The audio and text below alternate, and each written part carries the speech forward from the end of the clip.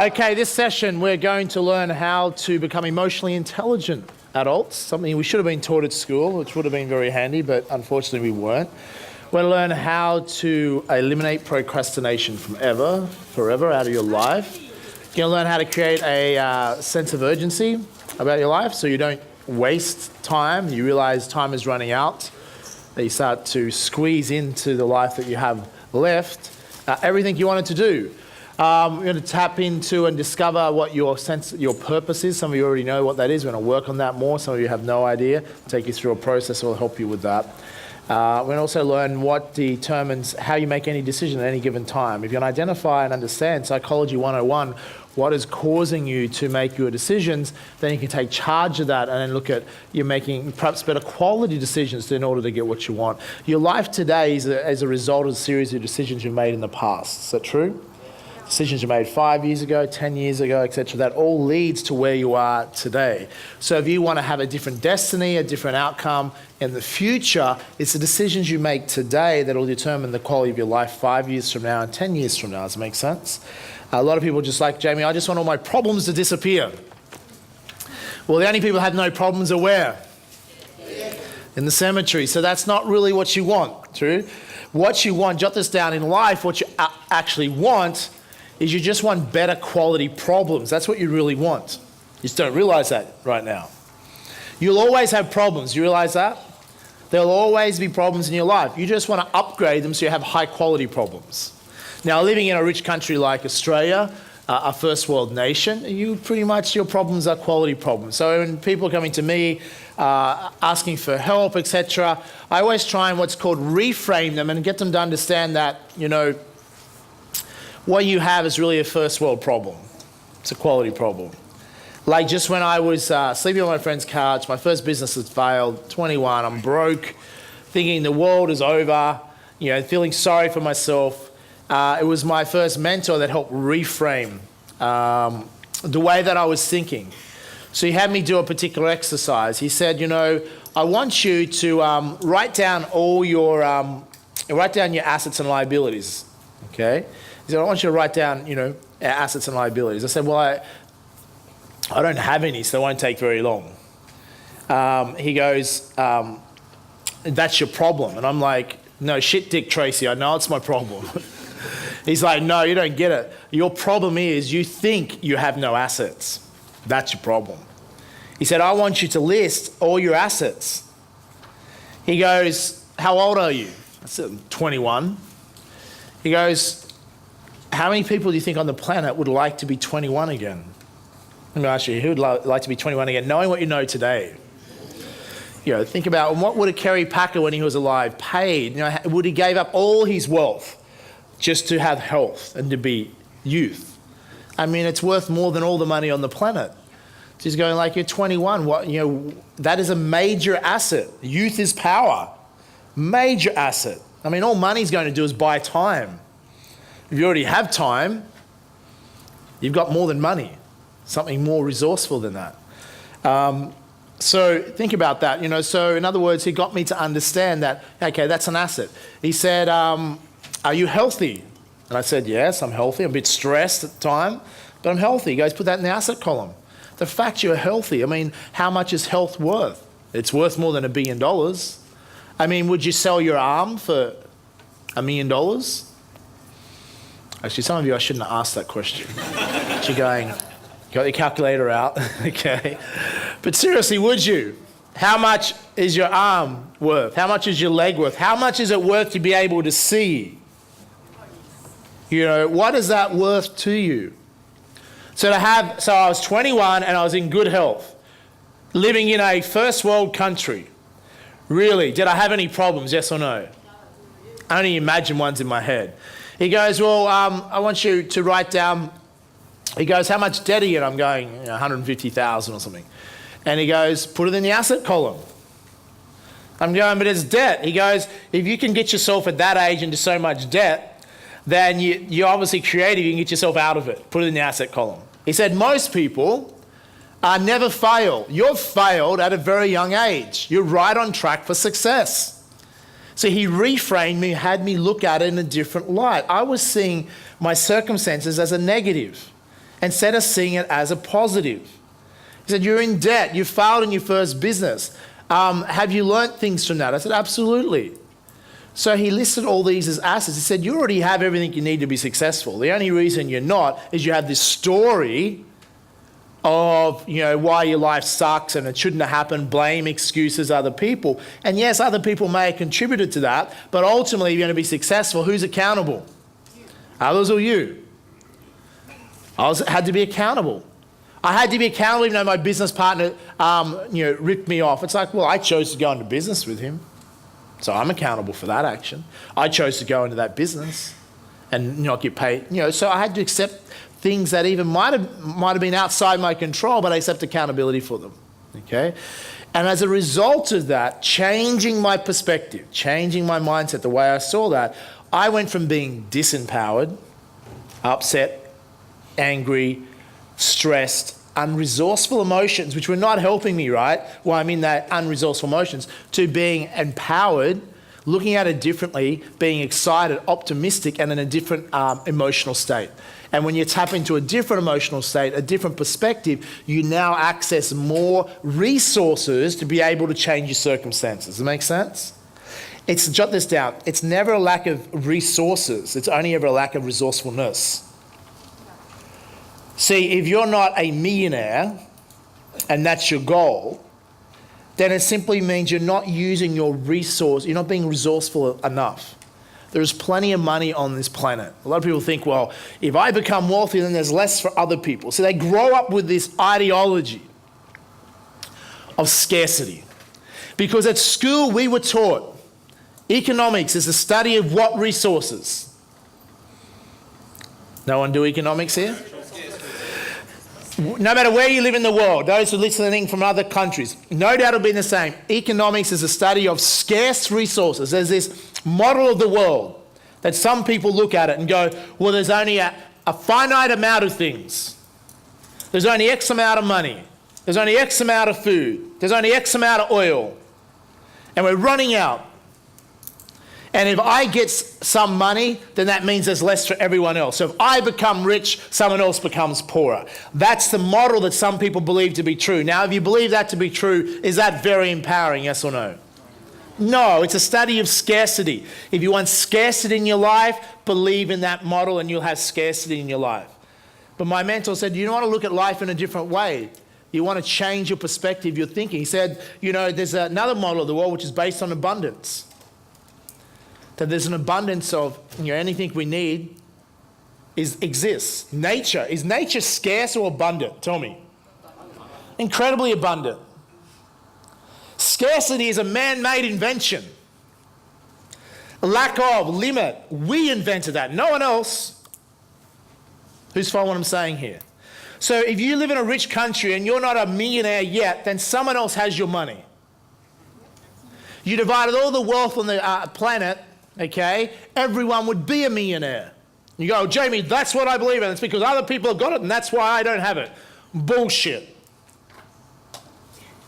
If you don't have it, you have to do things on a consistent basis to stop that money flowing into your life. And many of you wouldn't even be aware of what it is. Make sense? Unless you change that mindset and perspective, the money can't flow to you. It's trying to. You walk around in a society where there is millionaires on every street. There's money everywhere, more money than there's ever had on the planet. And trust me, if you don't think there's enough money on the planet right now, just wait a week, because all the central banks around the world are happy to print more. We've never gone through history where there's so much money being created out of thin air than right now. Do you realise that? Not a lack of money. Everyone would be a millionaire. Actually, everyone, they did it more recently in Australia, divided all the wealth, everyone would be worth at least $3 million. So if you don't have your $3 million, you're being ripped off. This is what I'm saying here. There is plenty of money. You becoming wealthier it's not a zero-sum game. If you do it with the right principles, you can add value, what I teach you, add value to society. You becoming wealthier is a result of helping other people become wealthier in some way, financially or emotionally or in some way through your product, service, or the company that you help reach people with that product or service. Does it make sense? So once I got that, I realized, hang on a minute, I can be spiritual and rich at the same time. Wow. Because I remember going to church when I grew up as a kid. The idea of being spiritual was over here. The idea of being rich was over here. The two never met. Okay? But I could see the incongruencies because, they would bash money and that root of all evil and all these things, and then they would ask for money. So as a kid, I was like, just such incongruencies and so many outdated religions. And I like, my God, it's like, just doesn't make sense to me. Or worse, scarcity. You better eat all the vegetables on your plate because there's kids starving in Africa. Whoever thought as a kid, well, how the hell are you going to get the food off my plate and send it to Africa? And it's going to be of any use to them. You know what I'm saying? It's the scarcity mentality. Okay, whether you eat the food on your plate or you don't, the food is going to perish. Is that true? So the point I'm making is that if we're conditioned by society, which society does a lot of conditioning, to become wealthy you must think. And the best way to think is to ask questions. And I'm going to suggest to you should question everything. If you want to change your life, question everything, then consciously choose what you believe. Don't just accept beliefs that have been conditioned into you by society, because otherwise then you're operating to someone else's way of how you should live your life instead of the way that you choose to live your life. Does that make sense? Now, it doesn't matter who's right or wrong. The truth is in the what? The result you produce. So if you're producing a great result that you're happy with, don't change a thing. If you want to change the results you produce, you've got to go, well, what do I believe? Because beliefs are very powerful. If you believe money is the root of all evil, some people believe that. Is that right or is that wrong? We can have a debate with people around the world. Is it right? Is it wrong? Tell me. Is money the root of all evil? No, lack of money is. And here, most of you, I'm preaching to the converted, would say no, but what would the average person on the street say? Yes. So if you could find out someone's beliefs, you could find out without even knowing what their net worth is probably like, just by their beliefs around money. Remember, it's not right or wrong. You might argue. Some people could be listening on the live stream around the world going, it's true, money is the root of all evil. And they're absolutely convinced it is. If it's true, if they believe it to be true, guess what? Perception is reality. So for them, it becomes true. It becomes a conviction. But will that impact their ability to create wealth? Yes or no? Absolutely. If they think the only way to become rich is to rip people off, will that affect their ability to become wealthy? Yes or no? Yeah. It'll probably sabotage. They'll sabotage themselves. They're like, well, I know if I had more money, my family would have a better life and I could do more things and experience more things, but it's a root of all evil. And two, it's not spiritual. It's not the right thing to do. So people self-sabotage. Consciously, they know to do something, but they take one step forward, two steps back. Who knows some people self-sabotage before? Okay. Because the conscious and subconscious is believing different things. And it's because we're a product of our environment. We don't have to be, but we generally are a product of our environment. So different cultures have different beliefs about all aspects of our life. Now, when it comes to money, money is a very emotional topic. So I'm here to suggest that if we want to do better and have more abundance in our life, one, we should believe in abundance mentality as opposed to scarcity. Like in the 1970s, they told us the world was running out of oil. That was a scarcity mentality. Did the world run out of oil in 1970? They said peak oil production would be about 2010, 2012. Did we hit peak oil production in 2010, 2012? No. We actually are now producing more oil now than ever in the history of mankind. You say, well, Jamie, there's only X amount of oil. Well, let's think about this. Before oil, before oil was realized and before humans figured out it could be something of value, it was just black sludge in the ground in Texas. It had no value to humans. And two people could figure out, hang on a minute, if we can use human ingenuity to change that into making it valuable, then abundance makes that valuable. Now, do you think it's possible that we're able to create other energy sources better than oil in the future? Yes or no? Yes. So there's abundance of energy on the planet. It's not it's a matter of our thinking about that. Money, abundance of money on the planet. If people are starving on the planet, it's not a lack of food. There's an abundance of food. It's just the distribution of it that's an issue. Making sense? So once we understand that, hey, there's plenty of money, actually you becoming wealthier will inspire and help other people have more in their life. And having lack of I'm not sure who that serves. Having a lack of, does it serve your family, yes or no? Does it serve your spiritual journey through life to be able to experience the things you need to experience, yes or no? Does it serve you and society to be materially occupied and caught up in materialism because of lack of money, as opposed to being more purpose-driven and guided throughout life, yes or no? So it doesn't. So abundance does serve you, I believe. So how do you have a better, more abundance in your life? Well, you have to develop a better relationship with money, which means you have to have an honest relationship with money. And most people, remember, we talked about live below the line. They're in denial. So some people will say, Jamie, money's not everything. I'm not materialistic. I'm not really into money. You know some people like this? I say, really? Let's test that theory, shall we? Go down to Woolworths, or in America, Walmart, and load your shopping trolley up, filled to the brim with everything in there, push it up to the checkout operator, and say, you know what, I'm not really into money. I'm not materialistic. Money's not even important. And continue to push the trolley outside the door. Guess what's going to happen? You may not be into money, but guess what? The rest of the world is, whether you like it or not. We live in a materialistic society, and we can bitch and moan about that, but is there some benefits of a materialistic society, yes or no? Many of you would have drove here today, you would have went on roads, you would have had a hot shower this morning, you would live with shelter over your head, you would have had food on your plate. Yeah, we live in a materialist society. It's not perfect, but there's a lot of good things from materialism. Is that true? But it doesn't mean we make money our God. And that's part of the challenge that many people have, is that money controls them, not the other way around.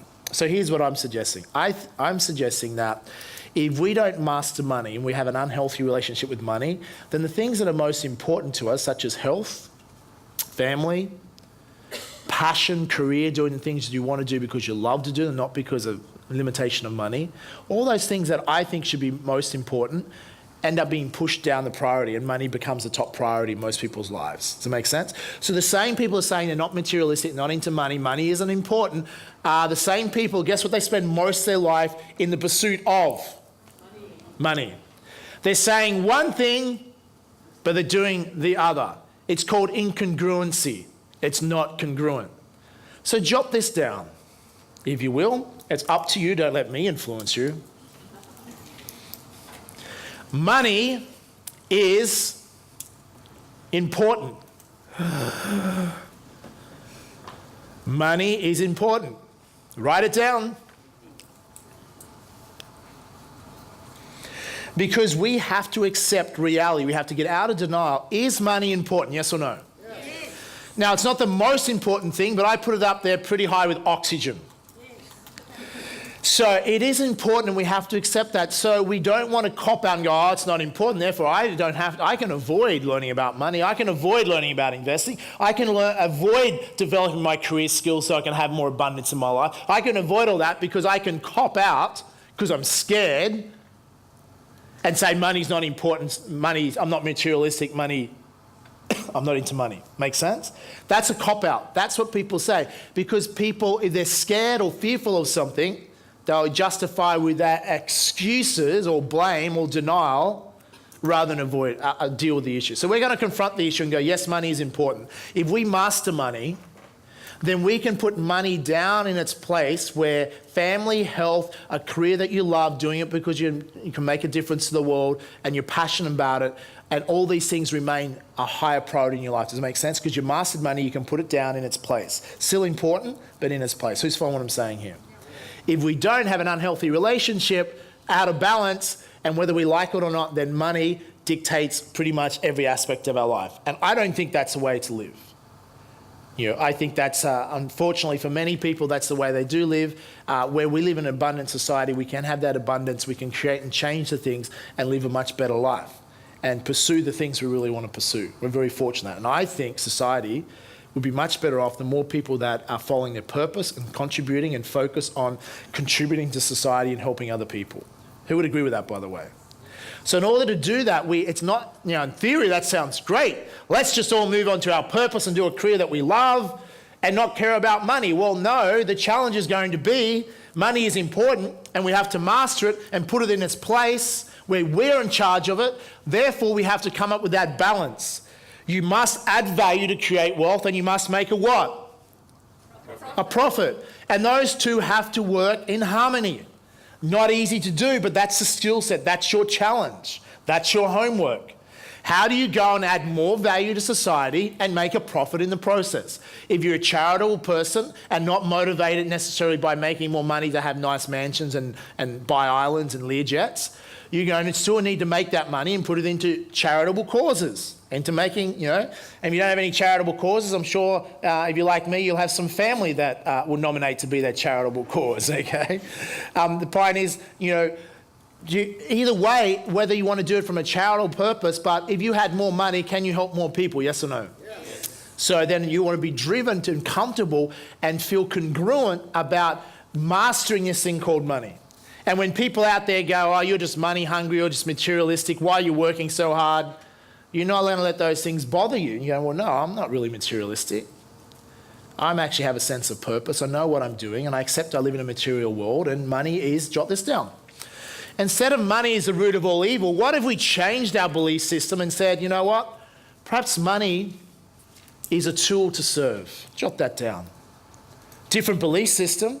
Remember, it's up to you what you choose to think, but just imagine for a moment, if money was a tool to serve, as opposed to the root of all evil, just changing that one belief about money, would that change your life, yes or no? Because you would go out there in the world more confident, look, money's a tool to serve. I'm going to make more money, I can help my family, I can help more friends, I can do this, I can make a difference. And you're naturally, consciously and subconsciously aligned, congruent, and you go about that.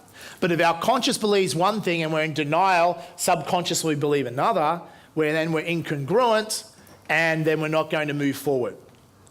Something's going to be holding us back. And that's what I used to be like. I used to be held back because I had limiting belief systems. Where did I get these limiting belief systems from? School, church, parents, society.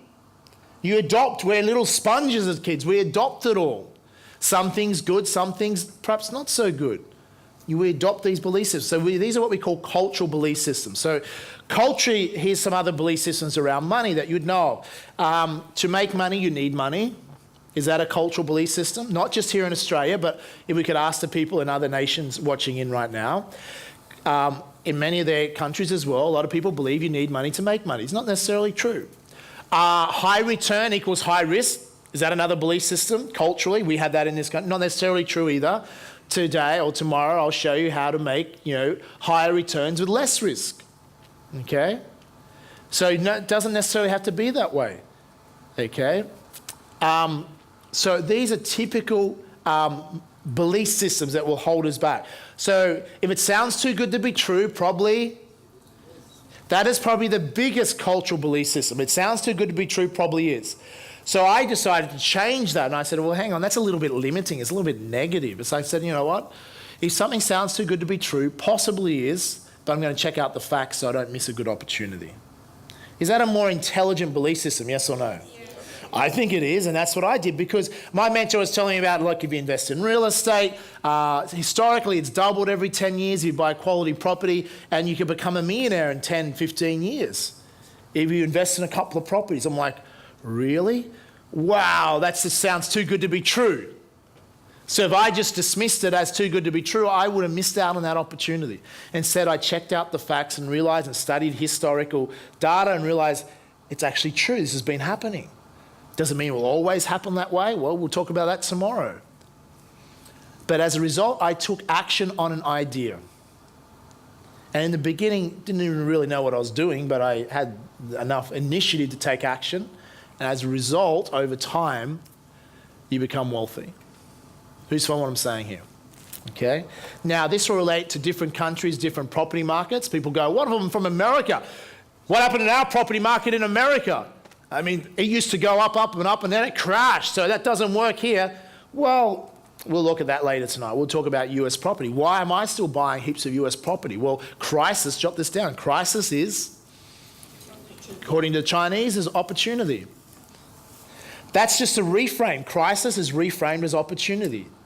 the wisdom of a Chinese proverb. So US property, so if there's a crisis, opportunity to make a lot of money. We've made a lot of money out of the US market. So if it crashed, we'll deal with it. It crashed and you buy it cheap and let it rise. So it doesn't matter what market you're in, there's going to be different strategies applied to different countries. But in Australia, have we had a pretty good property market the last 20, 30 years for creating millionaires, yes or no? Yes, we have. And everyone in this room would, if you haven't become a millionaire from the property market, you would know someone that has. True? Pretty much. It's hard. Just walk down your street. If you live in Sydney, the median house price will soon be $1 million. Yeah, it's expensive. But Jamie, you can't keep on doing that and all this. Yes, we'll talk about that tomorrow, shall we? I'll share that and what my views are on that, etc. But the point is now, we just have to develop a healthy relationship with money and overcome cultural limiting belief systems, otherwise it can hold us back. The key is what you believe empowering you to move forward and be a better person. If it is, do that. If it's disempowering, a limiting belief system and it's not supporting you, okay? So just by being aware of that. So jot this down. There's a couple of things you need to know around Psychology 101, which is effectively this. What determines your decision-making process at any given time? There's two things predominantly. One is pain, and the other is what? We make decisions to avoid pain and to gain what? To gain pleasure. This is Psychology 101. Oh, Jamie, that sounds too simplistic. Okay, well, let's think about it. Decisions that you make. Some of you made a decision this morning or some time ago to commit your 2 days here this weekend. Now, some of you made that decision to avoid what? Pain, that if you don't take action, do not get financially educated, do not master your psychology, then it will lead to more pain in the future by having a lack of. True? So you're motivated, avoid pain, learn. Others of you are motivated by pleasure. Perhaps you've already been reading books and studying the DVDs, you've been to previous seminars, you've got ideas, you actioned it, and you created more abundance in your life. So you go, wow, that was pleasurable. So the more I learn, the more I earn. So you link pleasure to it because I just want to keep on learning because I'll grow, I'll achieve more, and my life will be better as a result. Making sense? Well, some of you had a combination of both. You're motivated by avoiding pain or pleasure. Okay? Does it make sense? So we make every decision at a simplistic level is made to avoid that or to gain pleasure. If we can understand this, this will start to help us understand why in a rich country, not everyone is wealthy. So jot this down. If you want to become wealthy, we need to do a couple of things. One, we need to get a job. True? Some people say, well, Jamie, what if I don't have any money? What if I don't have an income and can I use these strategies? Yes, but it'll generally help to get an income. In the beginning, most of us start with a job. Is that true? We might start a business, but generally we start with a job. So what does the average Aussie link to their job? Pain or pleasure?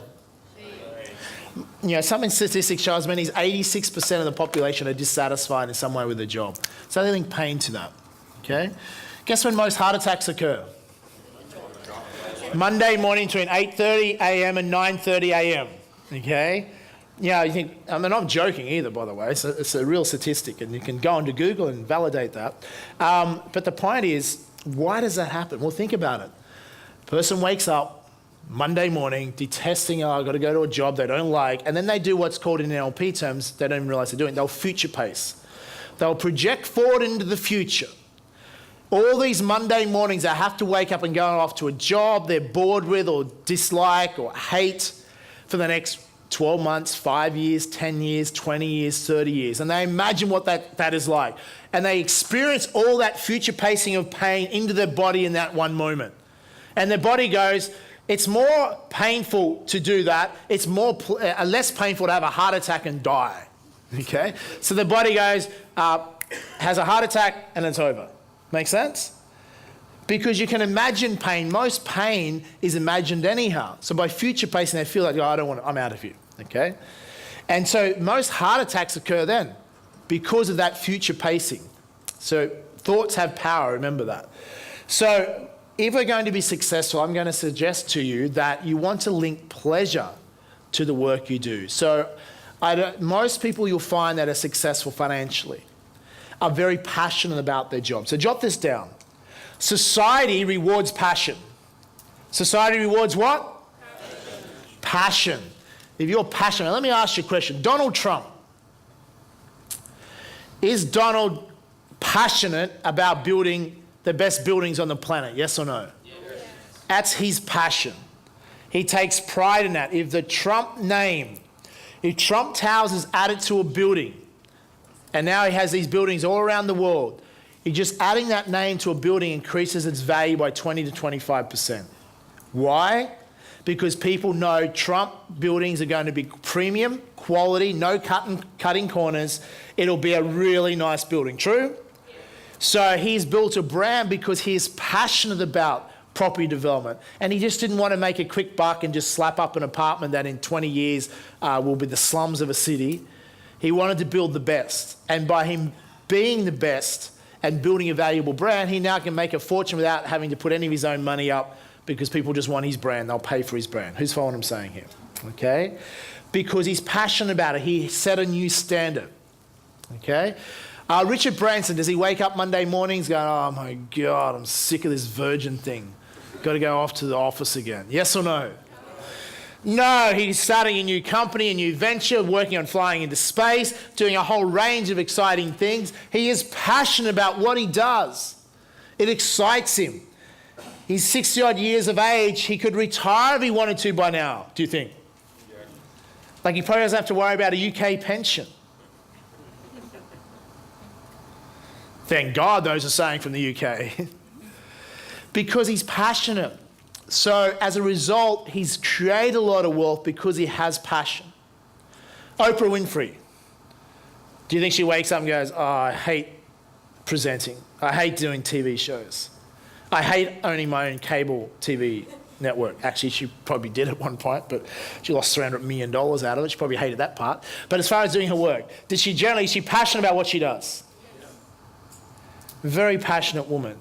And, I remember her saying that the turning point in her career, and the reason you know who she is now when I mention her name, is because she was doing in the beginning, her Oprah Winfrey show was built, the producers would, a little bit like Jerry Springer, they want to bring on people on there that just want to embarrass themselves and just be cheap entertainment. And there was one particular episode that I think she said there was husband and wife come on, and the husband had a mistress, and the mistress come on the same show, and the husband decided in front of live TV to tell his wife that his mistress was pregnant and they're going to have a child. So Oprah's felt humiliated for this woman, thinking, why do people come on shows anyhow? But she felt humiliated, she was really bad about this. And she went to the producers after the show and she said, never ever again will I allow my show, my platform, to be used for anything other than a force for good. So she made a decision and stuck to that. My TV show will be a force for good. And from that point on, her career took off because people would resonate with the show. They would resonate that, hang on, this woman actually is about making a difference. This woman is quite spiritual and it's quite, it talks about issues that generally aren't addressed. She's not trying to create a show for just ratings or cheap entertainment. Like, say, the Jerry Springer show, you know what I'm saying? She's actually wanting to create and make a difference, and then she became famous as a result of that. But it was a turning point where she took a stand. That one decisive moment in her life. Said, I'm going to be a force for good. That's what I'm saying here. Okay? And you'll see in anyone that's overcome adversity or created success, there'll be a point back in their life where they took a stand. And they put a peg in the ground and said, this is it. This is what I stand for. So society rewards passion. Society rewards passion. So if you're not passionate about your job, you've got two choices. Reframe and change your perspective, the way you look at your job, or change your job. Is it true? Brad Pitt. Brad Pitt had a dream of becoming a famous Hollywood actor. But see, Brad didn't just have a dream. He did something different to most people that have a dream. He actually moved towards his dream. If you want to be a famous Hollywood actor, where should you move to? Ideally, Hollywood. But I don't have a job or I don't have a movie role. Well, you have to deal with uncertainty, don't you? You have to leave your hometown, go to Hollywood, find a way to get a job, to pay the bills, and go to auditions and hope in one of the most difficult industries on the planet to succeed. Well, there's no guarantee. But if he stayed in his hometown and never went to Hollywood, what were the chances of him becoming a highly paid Hollywood actor? 0. If he moves to Hollywood, does it guarantee he'll become a highly paid Hollywood actor? Yes or no? No. But does it increase his chances? Does he allow the universe to have some chance of coordinating things to flow and happen that intention is so pure, it's clearly put out there, thoughts have power, that the opportunities could eventually meet, and that led to him becoming a successful actor. Does that make sense? Now, he had to go to Hollywood, and to get a job, any job, one of his jobs was he was dressed up as a chicken outside a chicken shop, you know, to spruik people to come in and buy chicken. So in the hot Hollywood sun, in, chicken suit. People go, well, you're really on track for your dreams there, buddy. But he had a dream, does it make sense? He did what it took. He had a purpose. Where other people go, I'm not going to do that. I'm not going to go to Hollywood unless I'm guaranteed an A-grade acting role. I want certainty. If you guarantee it, that it'll work, then I'll do it. Was that ever going to work? Life doesn't work that way.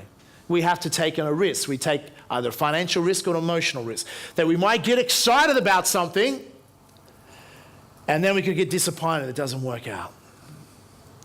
And then we manage to get ourselves excited again about something, and we get disappointed it doesn't work out. And then intelligent adults go, I know how to stop this happening. I just will refuse to get excited about anything for the rest of my life. Then I can't get disappointed. Who knows some people like this? That's really intelligent, isn't it? So we have to take the emotional risk to get excited, and knowing that there is no guarantee. Life is a risky business. There's not a single person here in this room watching around the world that's going to get out of life alive. That's how risky it is. So accept that we have a risk. Oh, Jamie, to become a millionaire in your 20s, you must took lots of risks. Jot this down. Bullshit. There is more risk in driving in your car to this event than there is in necessary to become a millionaire. Does it make sense? There's a risk to everything. Here's what uneducated people think. They only weigh up the risk of doing something. They never weigh up the risk of not doing something. Let me ask you a question. Who here wishes they'd bought more property 20 years ago? Raise your hand, make some noise. Yeah. Okay, so the fact some of you didn't, some of you did, okay? You might have, had a head start. How much does it cost you? Now, to buy property 20 years ago, you would have had to take a risk, true? People go, oh, property's never going to rise anymore. Like in 1980s, they said Sydney house prices are so expensive, they'll never rise ever again. When was that? 30 years ago? 35 years ago? That would have been a brave bet to make, wouldn't it? So there was a risk to buy property 20, 30 years ago, but what was the risk not to buy property? Does it make sense? See, life is about weighing up one risk to the next. And then what we're going to do as sophisticated, intelligent human beings, we're going to make calculated risks. The reality is to become wealthy, the wealthier you become, generally the more risk adverse you become. Like Richard Branson, does he really take a lot of risks? He outlaid $10 million, which wasn't a lot for him, for Virgin Blue to build a $2 billion company. The upside's pretty high, downside's not that high, so, or smarter people, you get smarter, where you minimize your risk even more, where you're not risking anything to make high upside. That's what a sophisticated, educated investor can do. So there's a risk to everything. We're just going to weigh up those risks. So a lot of people are taking unnecessary risks every day. The same people that will say it's too risky to come to a seminar and learn about investing are the same people that will drive down the road on a freeway, and because they're impatient, because they can't wait that extra 10 seconds to get home, will overtake a car in a dangerous corner or a dangerous stretch, risk not only their lives, their entire family's lives, the lives of those coming directly opposite on the other side of the road. They will take that risk almost every day of their life. But the same people won't take a risk or say everything's too risky, I won't invest. Who's following what I'm saying here? That it's not intelligent thinking. So I am actually fairly risk adverse. The difference is I have the capacity to deal with uncertainty. That's what I have the capacity to deal with. And if you develop that capacity, then it's not really taking such a risk. You can deal with uncertainty. And actually uncertainty will become exciting for you. It's a sense of adventure. Where getting too comfortable leads to boredom. It's from what I'm saying here. Okay, so is this true or is this true? We know this to be true, don't we? Job, most people equal pain, so we need to change that. We need to link pleasure to what we do. Now move towards your ideal career if you're not happy. Go on, develop your skills and move towards and do something you're happy about. Or change your attitude. How can you go? Can you be grateful for the job you have? You know, you can be extremely grateful. You know, it mightn't be the ideal job, but you make money, you get to live a life that many people on the planet would do anything to swap places with you. So you can just get re-excited about your career, because many of you would have started a career you were first passionate about, but then you've lost your passion. You just need to look at it in a different way again and be grateful and then learn and grow more. And we'll cover this in the morning. There's 6 human needs that you need to be meeting at a higher level to be fulfilled. So change your career or change who? Yourself. Then we have to also not just have a job, but we have to learn to save some money. What does the average Aussie link to saving? Pain or pleasure? Most link pain. However, in saying that, since the global credit crisis, which was really my American friends, was an American crisis, Australians have become, they used to be the worst savers on the planet. Okay. Now we're pretty good savers. We actually save a lot. Since the credit crisis, a lot of people stopped investing and started saving or paying down debt. Okay? But most people before that were hopeless at saving, and I shared the story earlier this morning. My mentor had me reframe and look at that in a different way. If I can't save money, I can't live my dreams. So he basically changed what I link pain and pleasure to. I used to link pain to saving. So I'd make all these excuses, I can't save money. Like you hear people make that. Oh, Jamie, it's all right for you. You don't understand the income I'm on. No, I do understand the income you're on, because I used to have no income and I still had to learn how to save. So I used to link pain to saving and pleasure to spending. Anyone in the room here link pleasure to spending? Raise your hand. Okay. Notice the women's hands go up much quicker. It's like, yep, that's me. Okay. Sexist bastard. Okay, men in the room that like spending also. See? Balance it out. So the point is, we link pleasure to spending, right? So pain to saving, because if we save it, we miss out on the pleasure of spending now. So if we're wired that way, then it's going to mess with our ability to become wealthy. So what my mentor did was he helped me rewire my subconscious simply by being honest with me. But if you can't save money, you can't live your dreams. So I link pleasure to my dreams and pain to not getting them, okay? So if I can't save money, I can't live my dreams. So if I don't save, it's going to equal massive pain. I'm going to miss out on my dreams. And that's the worst thing. I'm going to have to settle for a mediocre life. That was the worst pain I could imagine. But if I save, I get my dreams. That equals pleasure. So I switched saving to pleasure and pain to spending. See how that happened? He reframed me in that moment. And as a result of that, I automatically, from that day forth, went out there and started saving money.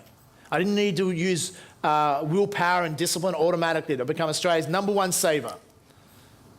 They didn't actually have that as an official record, but I gave the record to myself. I become an awesome saver because I was just naturally motivated by pleasure now and pain not to save. So you become automatic once you rewire your subconscious to what you need to become successful financially. Does it make sense?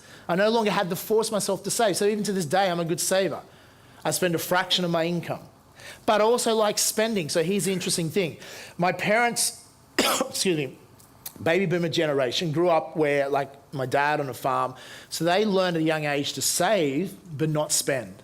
But the challenge with that is, which is good to create wealth, but at some point they have to learn to spend. Now, my mother, on the other hand, doesn't have this problem. She likes to spend, drives dad crazy because dad likes to say, pay off the credit cards, and then mum runs them back up again, okay? Mum is highly motivated and links pleasure to shopping. So the combination of both my parents, I think I got a good combination of both. I actually like to save, but also know that you've got to enjoy your money and spend some as well. Makes sense? You have to have that balance. You don't want to become a Scrooge and never enjoy your money. There's a lot of people that have a lot of money, but they act like paupers. And, it's the worst place to be. People that are actually wealthy but think they're broke or behave like they're broke. So we have to have that balance. Now, so be able to spend and enjoy our money, but also save. So the other thing what you can do, if you want to still be motivated to earn more, you can go, I would start doing, okay, if I can earn $5,000 more, I'm going to spend half and save half. Does it make sense? I start setting myself, I could still be motivated to make more money, but I would reward myself the short-term motivation that I could spend some of it. Make sense? You have to set it up so you're linking pleasure to it. So just don't go, oh, well, I'm going to do this and in 10 years when I'm wealthy, I'm then going to reward myself. No, your brain won't work that way. So you're going to go, well, if I can make extra money, some of it I'm going to go and spend and enjoy it and say, I deserve this. I'm worthy and I deserve this. The rest you put aside into your savings or into investing. Who's following what I'm saying here?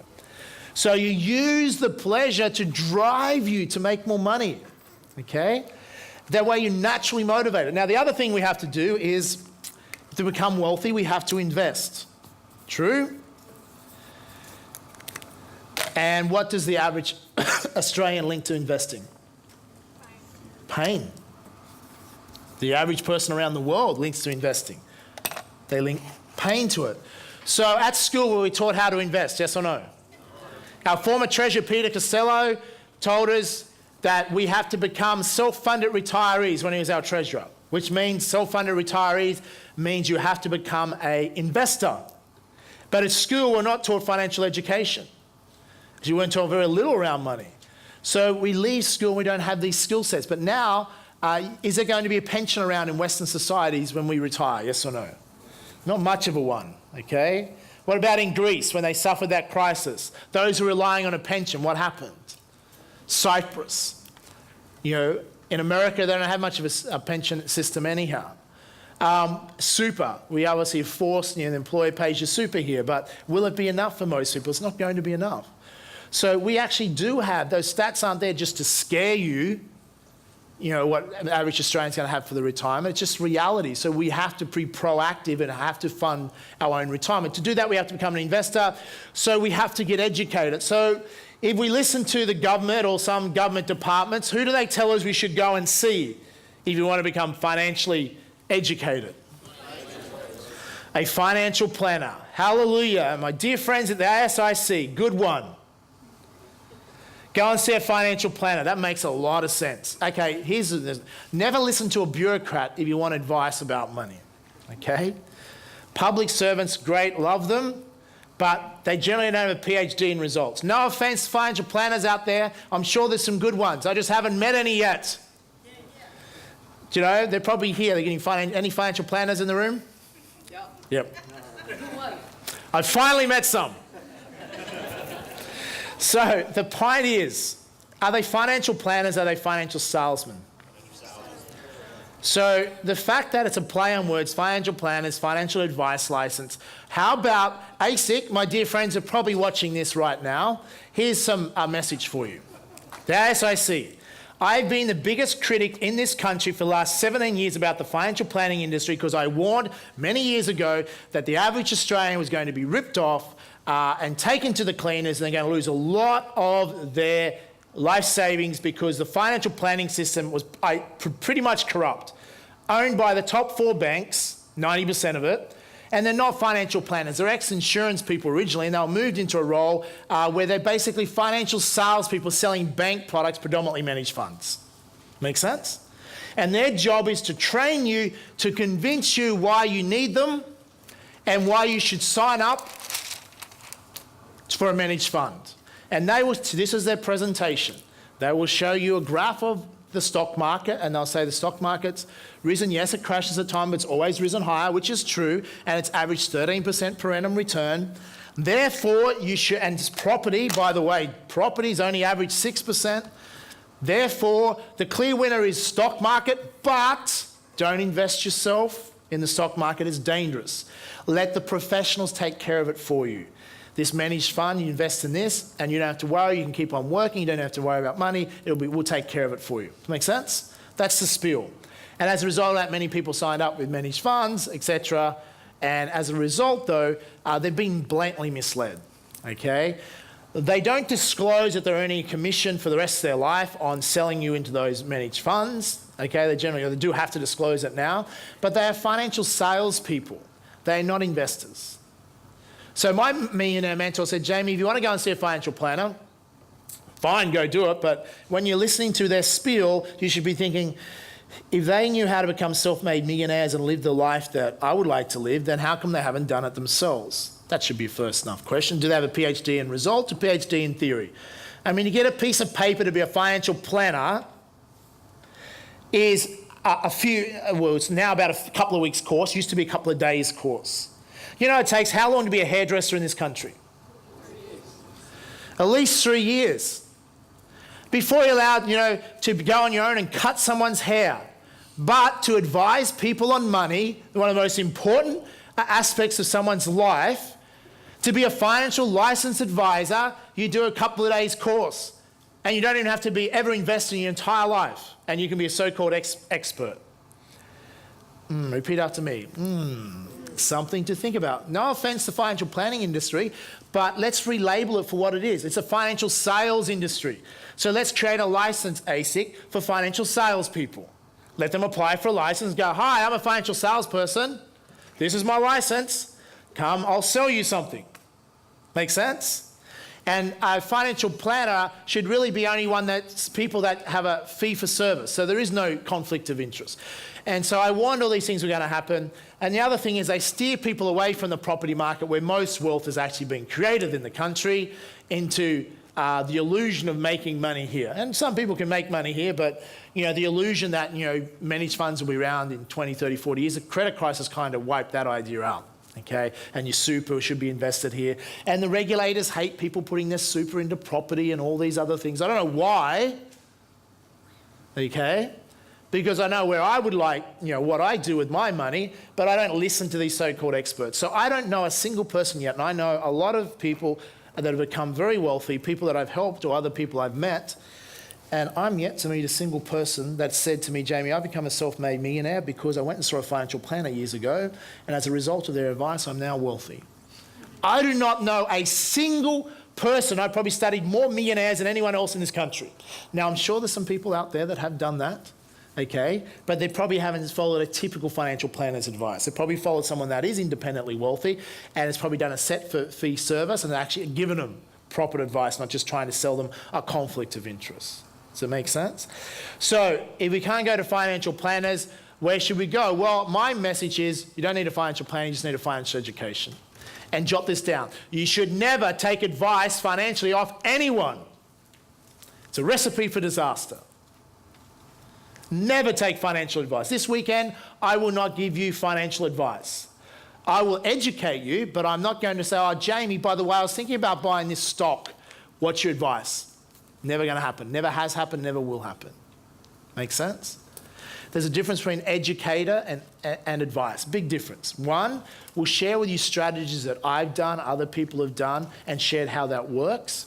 Then that will be up to you to make an assessment for your own situation, what is suitable for yourself. Does that make sense?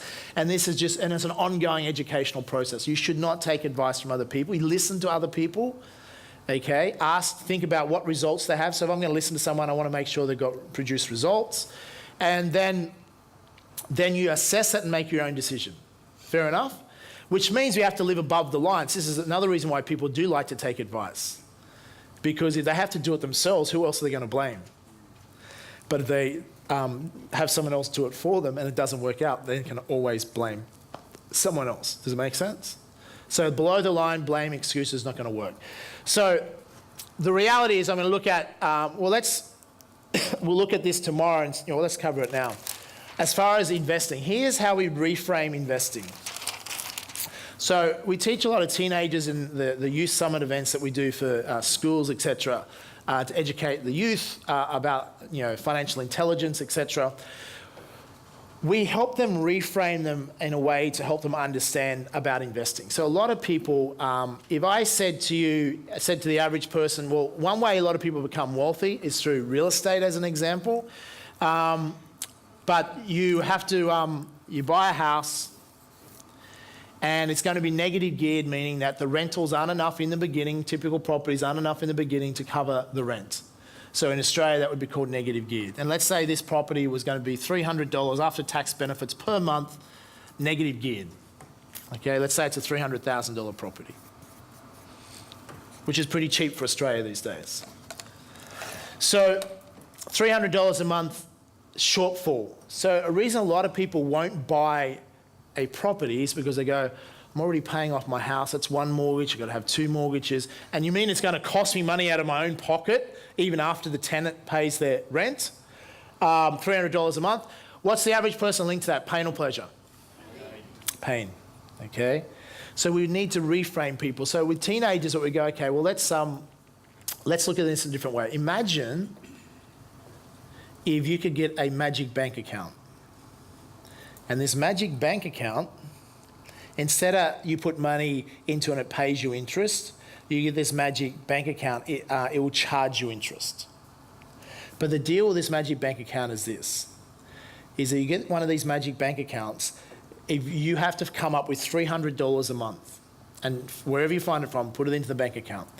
And if you do that consistently every month on time, at the end of the year and end of each year, we will magically credit, this magic bank account will credit you $30,000.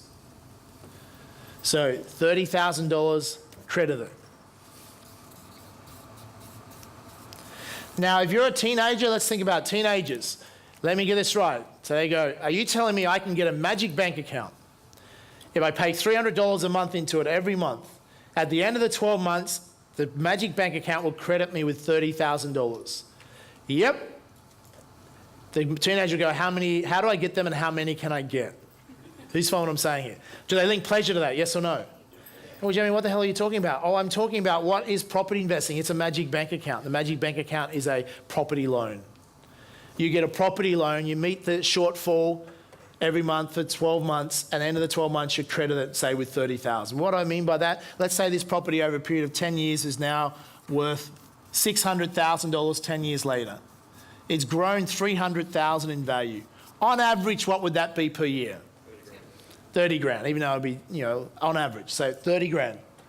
So you credit and say 30 grand in capital growth if you were to average it out every year, and what you've had to do is come up with $300 a month to do that. Is that a good thing, yes or no? Yes or no? Yes. Is that equal pleasure, 30 grand? Why you sleep at night, is that good? Most people can't save 30 grand a year. Yet here's a way they can make 30 grand a year as an example without even having to save a cent.